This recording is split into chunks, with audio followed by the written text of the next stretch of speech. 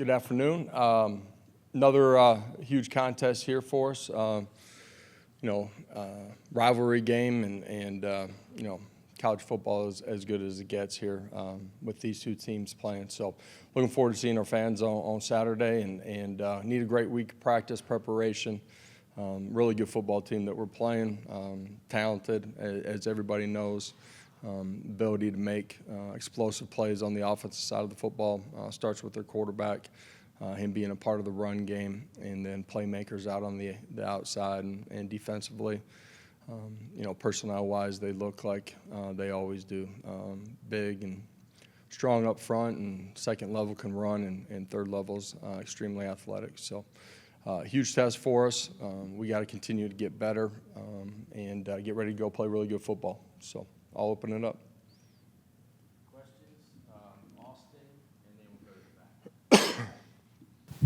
You obviously seemed pretty frustrated Saturday night after the game with the offense. When you went back and watched the film, do you still feel like you're as close as you felt like you were coming out of there to being, making some of those big splash plays you were talking about?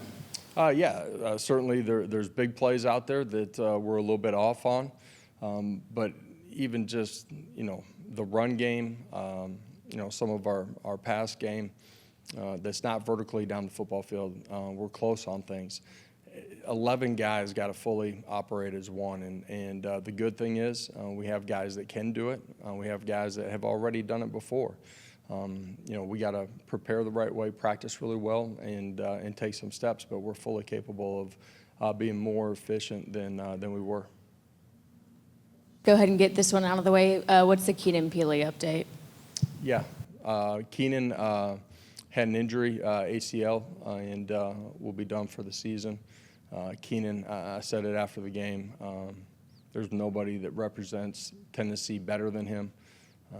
He's a great leader and will continue to be that inside of our building.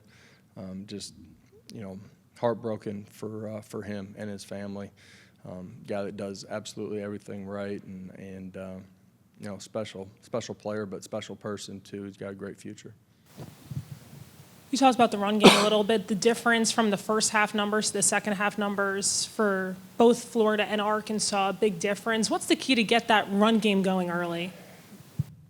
Execution, winning on blocks when they're isolated, communication and targeting the right thing. We got to settle into the football game a little bit better early in the football game, and again, that's something that we're fully capable of. Josh, you mentioned some of those big plays that y'all almost hit on Saturday. The 3 deep balls, 2 to Chaz and 1 to Squirrel. When you went back and watched, what did you kind of see that maybe went wrong there, or what's been your talking point to Nico and reassessing those plays? Yeah, a little bit off on the throw. Squirrel's really close. Make him bend outside a little bit off of it. The safety was a little bit tighter to it than anticipated. But all in all, wide receivers, quarterback, we got to make it right, and you got to hit some of those plays.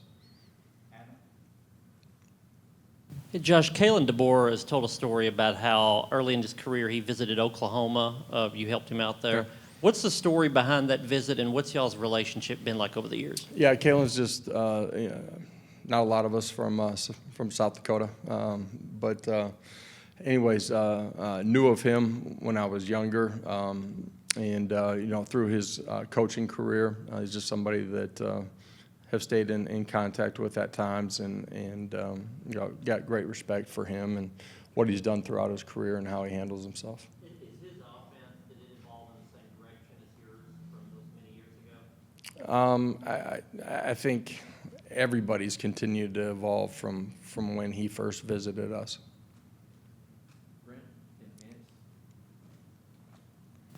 Do you have any concerns about where Nico's confidence is right now in any way? And kind of what, as a former quarterback, what's your message to him after the last couple games he's played? Well, I think for every player, not just a quarterback, you've heard me say this, you got to play the next play independently, the next week independently too.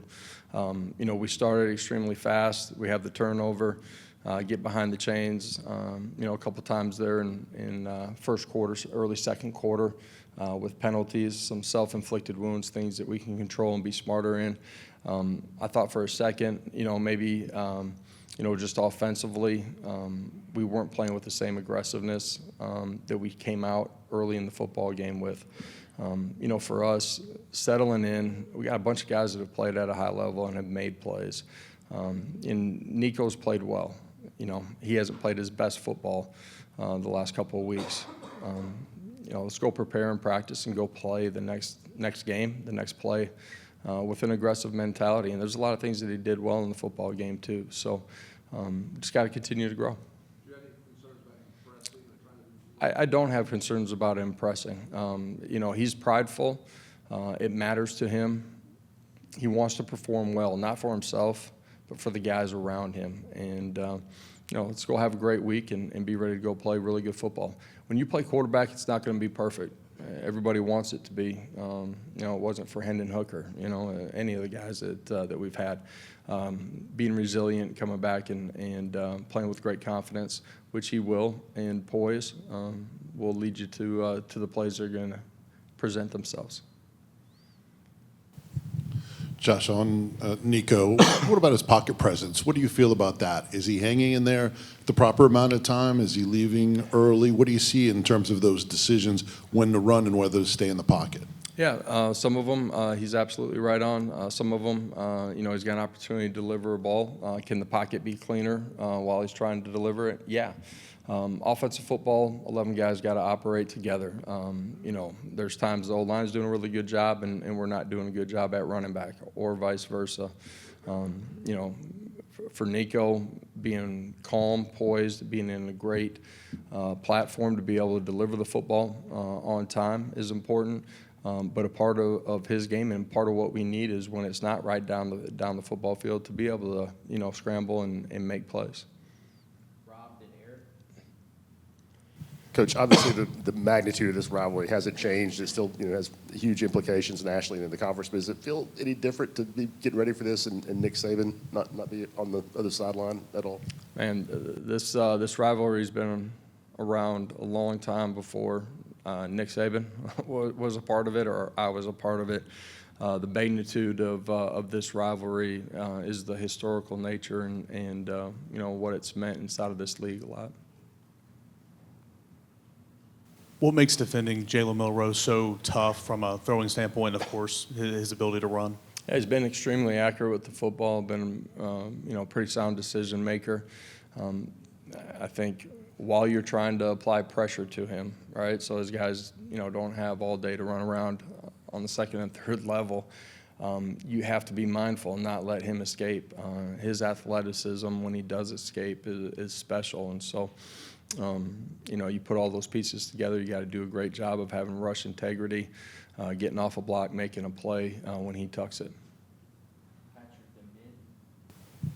Coach, on your linebackers without Keenan, first of all, how do you think they played in the game the other night? And secondly, with Jeremiah maybe stepping into a bigger role there, how much confidence you guys have in him as a staff with the ability and helmet communication and the ability to communicate everything? Well, he's played a bunch throughout the course of the season, played really the entire football game the other night. Everybody's got great confidence in him, but the other guys as well.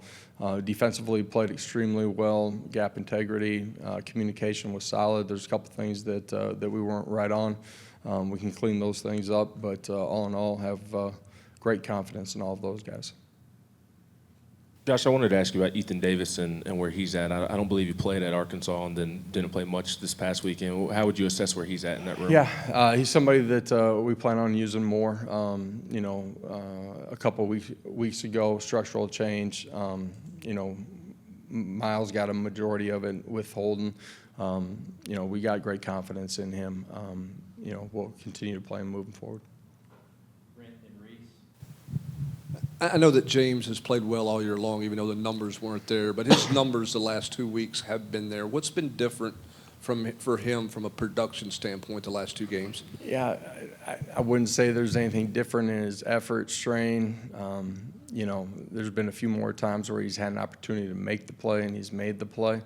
But he's played really well all year long. So a couple of huge plays in the game the other night, things that you don't take for granted, but expect him to make, and he's played really well. So within the structure of what we're doing, assignment sound, and playing at a really high level.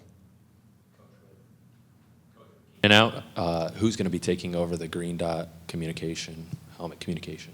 Yeah, haven't finalized that. Could be Arian, could be T. Lander that takes that over.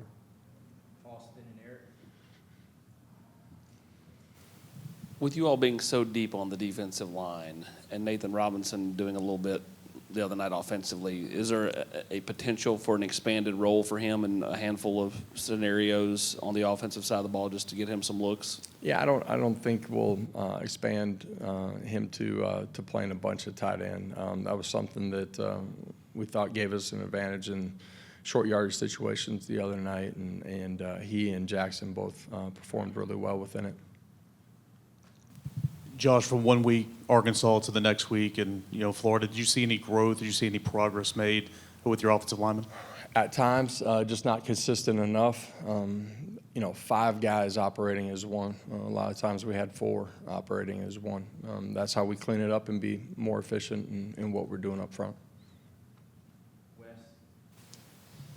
Josh, not just with, I guess, T-Lander and Carter, but the linebacker position in general now, without Peely available to play, how are some of those other younger guys? Are they closer? Do they just have to be now, or what's that situation like?